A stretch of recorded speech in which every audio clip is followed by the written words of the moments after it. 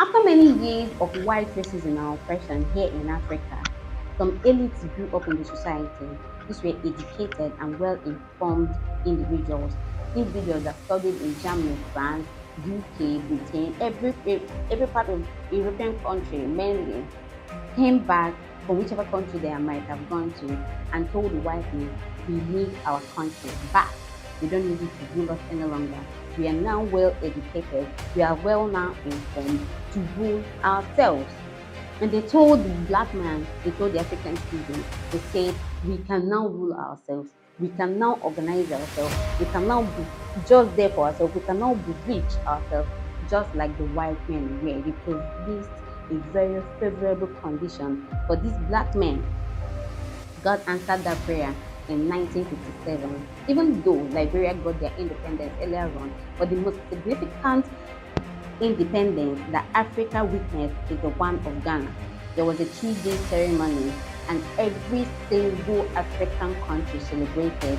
Chinua Achebe wrote in his book, he said every restaurant was filled, every bar was filled, people were dancing on the streets, people were dancing everywhere. Not because only Ghana got their independence, but because there is higher opportunity, there is higher probability that everyone will get their independence.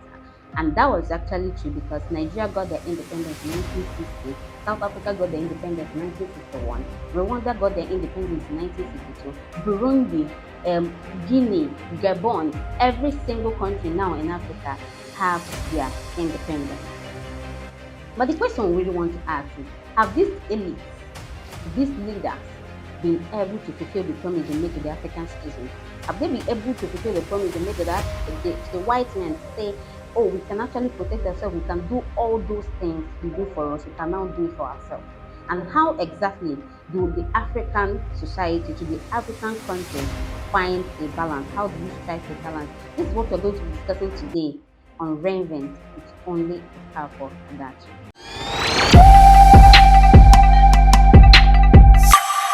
It's been more than 6 decades, more than 60 years since Africa got their independence, as we all know. But what exactly do we normally see in African society, in African countries? We see queues every single time. It's no longer uncommon. It is something that is actually very, very common when you come to Africa. And what has it caused Africa? It has caused them to be completely unstable. There is always unstable. There will be some 1 month, 2 months where there is no operating government, where there will be new constitution that is built that the people have to follow. Africa has had 214 queues since independence, and you know how many has been successful? 106 has been successful. That means 106 leaders have been successfully displaced by their fellow citizens. It has caused Africa to be unstable, completely unstable, and this is nothing to write home about. We also see these leaders ordering the killings of its citizens. We know Michael Mekombero, we know Robert Mugabe, we know Obama Mashia, we know a whole lot of them, Idi Amin, that ordered the killing of its citizens. You don't support me, I am your leader, you don't support me. It is either you support me or you go down 6 feet on the ground, you die. Someone who has promised to protect you is out there killing you, telling you you must support me by force. There is no operating democracy. You must support me by force or you just die. I don't really care. Nobody cares. And people died a whole lot because probably you come around to protest against the government and you die. That's just it. And we also experience embezzling of money. The white men will say, oh no, we don't want you in our region any longer. We take our money to the houses, to the banks of these white men, and we empower their economy. These elites do that every single day, and nobody is talking about it. They take the money. We all know till today that the Abacha loot, the kind of money he took out from the Nigerian economy and he took it to the white men, we know till today it has not yet all been recovered. This is what we experienced immediately after the coup and is still operating to today. So after decolonization, the African man, the African citizens had to enter into another form of colonization. But this time, we don't call it colonization. This time, we call it just operation, a government not being doing things that are actually right. But it's oppression, it's colonization, because at this time you cannot really speak to the government, you can't really do anything. It's colonization by your own brother, by the person who promised you a better future, a good life. It's colonizing you and it's telling you you must behave a particular way or you die.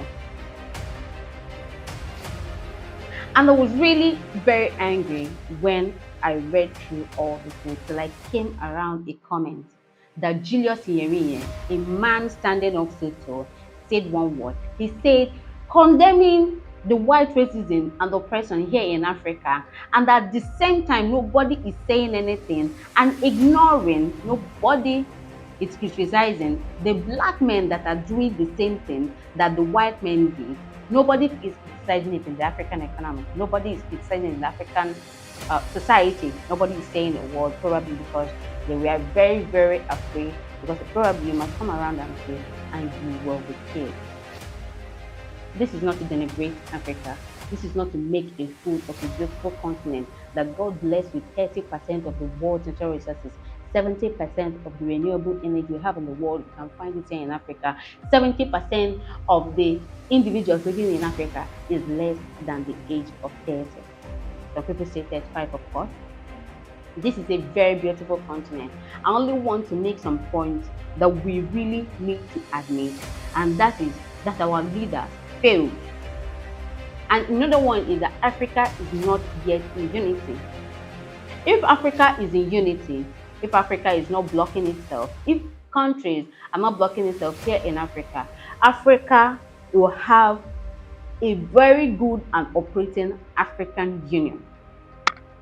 An African currency, a common African currency would have made Africa to move so fast, would have made Africa to have gone so far more than it has today. Just like we have an European currency, we have an European dollar, we have an European Union, there should be an African Union if Africa truly wants to succeed. And the final point I would really like to make is that Africa is not the only continent to be colonized. India was colonized, India is one of the world power today. Singapore was colonized. And someone who comes around to tell you that Africa is poor because of colonization, please let us move on from that. Africa is not poor because of colonization. I can tell you as a fact that Singapore have no half of what the natural resources that Africa have today. But yet Singapore is richer than the Great Britain who colonized them. Indian is well more richer. And we all say that, oh, we are colonized because we are poor because we are colonized. Please, please, please, let us move on from that. Let us admit our mistakes. This is not to make a fool of a beautiful continent, but this is to let us know that we need amendment, that we need to calm down. No, okay, this is exactly where our fault is coming from. This is exactly where we did not do it right. This is exactly where we did not make it up to ourselves. And from that place, we can be able to pick up ourselves and have a fresh start. That Africa have all of these natural resources and is not making use of them and still remains the poorest continent in the world means that something which is supposed to be done is not being done, which means that something is wrong somewhere, and we really need to calm down, know where it's wrong, just like I said, and make a very beautiful start. This is only on Reinvent. We'll be doing a throwback in every of our videos to remind lovers of history of what happened previously in the world, of what shaped the world into what it is today. Today we do a throwback to the Union of Solvent Socialist Republic. Everybody knows that USSR we normally call the Solvent Union. In the year 1991, 25th December particularly, the Solvent Union flag was taken down in Kremlin, Russia, and it was replaced with tricolor flag of the Russia that we know today. That was actually a very significant part of the Solvent Union. We want to do a big shout out to Mr. Kovanchi for heading the fall of the Soviet Union, for giving the citizens the power to speak for themselves, to say, oh no, I love what is being done by the government, or I don't love what's being done by the government, to give a citizen the power to go right there and vote, and enabling the free market down there. When the Soviet Union ended, it gave rise to constituting 15 republics, different republics, 15 different republics, as we say. So we should give a big shout out to Mr. Kovanchi for standing up and being very, very honest to himself.